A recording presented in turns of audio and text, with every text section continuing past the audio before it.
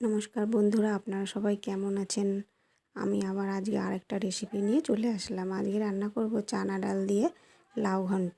এর জন্য আমি লাউগুলোকে এরকমভাবে কুচি কুচি করে কেটে নিয়েছি। দেখুন, এইরকমভাবে কুচি কুচি করে কেটে নিতে হবে। এবার আমি কড়াইতে সর্ষের তেল দিয়ে দিলাম। সর্ষের তেল দিয়ে এর মধ্যে কিছুটা জিরে ফোড়ন দিয়ে দিলাম। জিরে ফোড়ন দিয়ে আমি এর মধ্যে সেদ্ধ করা চানা ডালগুলোকে এর মধ্যে দিয়ে হালকা নেড়ে চেড়ে নেব। এই চানা ডালগুলোকে একটু হালকা নেড়ে চেড়ে নিলে এর স্বাদ হবে আরও বেশি।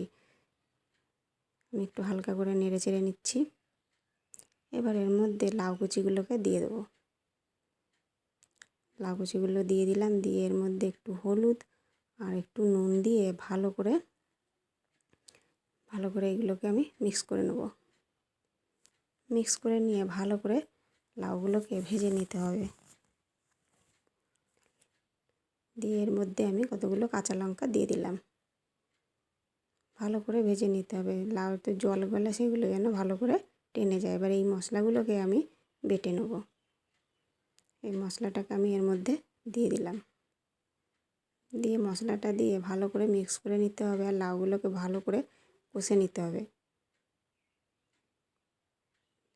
ভালো করে কষতে কষতে এবার এর মধ্যে আমি একটু দিয়ে দিলাম চালের গুঁড়ি, আতপ চালের গুঁড়ি দিলাম আমি একটুখানি। দিয়ে এটাকে ভালো করে এর সাথে মিক্স করে নেব। আমার মিক্স করা হয়ে গেছে আর আমার ভালো করে ভাজাও হয়ে গেছে। এবার এর মধ্যে আমি মশলার জলটা দিয়ে দিলাম।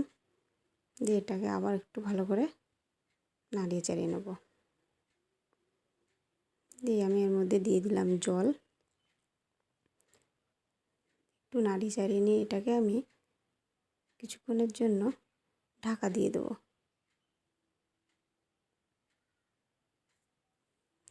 ঢাকা দিয়ে আমি এটাকে কিছুক্ষণের জন্য সেদ্ধ হতে দেবো। আমি এবার ঢাকাটা খুলে নিচ্ছি। দেখুন সেদ্ধ হয়ে গেছে। এবার আমি একটুখানি চিনি দিয়ে দেবো। ব্যাস তৈরি হয়ে গেছে আমার চানা ডাল দিয়ে লাউ ঘন্ট। সম্পূর্ণ নিরামিষ। এটা কিন্তু খেতে খুব সুস্বাদু। আমি লঙ্কাগুলোকে একটু গালিয়ে দিলাম। দেখুন কি সুন্দর তৈরি হয়ে গেছে। বন্ধুরা, এটা আপনারা বাড়িতে ট্রাই করবেন, খেতে কিন্তু খুব সুন্দর। দেখুন কি সুন্দর তৈরি হয়েছে। বন্ধুরা, এই নিরামিষ লাউ ঘন্ট রেসিপিটা আপনাদের কেমন লাগলো অবশ্যই জানাবেন। এটা খুবই টেস্টি।